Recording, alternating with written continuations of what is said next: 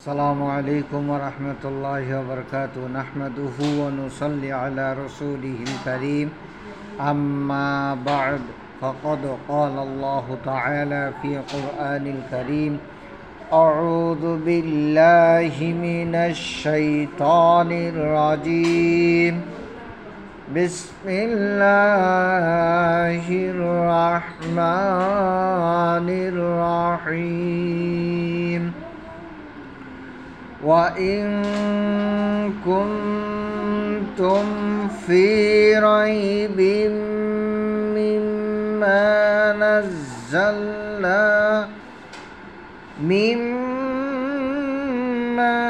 نَزَّلْنَا عَلَى عَبْدِنَا فَأْتُوا بسورة من مثله وادعوا شهداءكم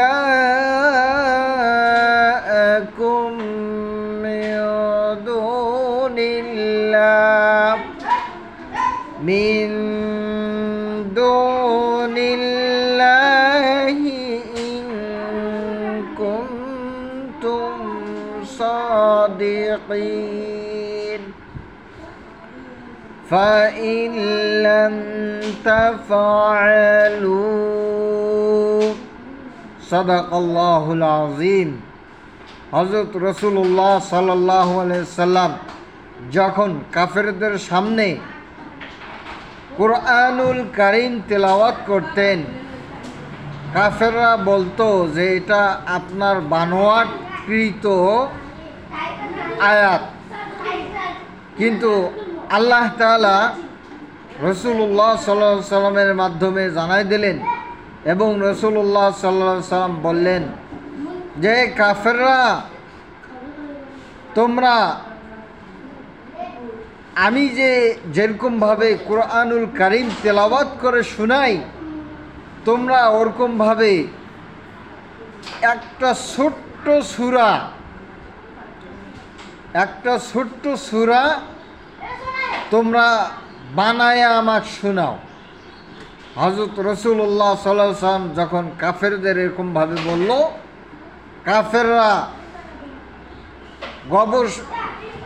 যারা গবেষণা করে তাদেরকে ডেকে নিয়ে এসে অনেক চেষ্টা করলো যে অন্তত একটা আয়াত, ছোট্ট সূরা একটা আয়াত বানায়া আমি তাদেরকে শোনাই। কিন্তু তাদের কাউরে পক্ষে এরকমভাবে শোনানো সম্ভব হলো না।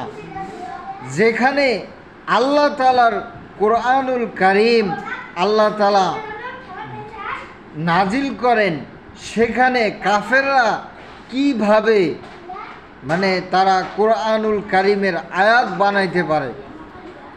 আল্লাহ তাআলা কুরআনুল কারীমে বলছেন, যালিকাল কিতাবু লা রাইবা ফীহি, আমি যে কিতাব নাজিল করেছি এই কিতাবের ভিতরে কোনো সন্দেহ নাই, কোনো অবকাশ নাই। যে সন্দেহ করবে সে কাফের হয়ে যাবে। সন্দেহ নেই যে এটা আল্লাহ তাআলার কিতাব। ওয়া আখিরু দাওয়ানা আনিল হামদুলিল্লাহি রাব্বিল আলামিন। আসসালামু আলাইকুম ওয়া রাহমাতুল্লাহি ওয়া বারাকাতুহু।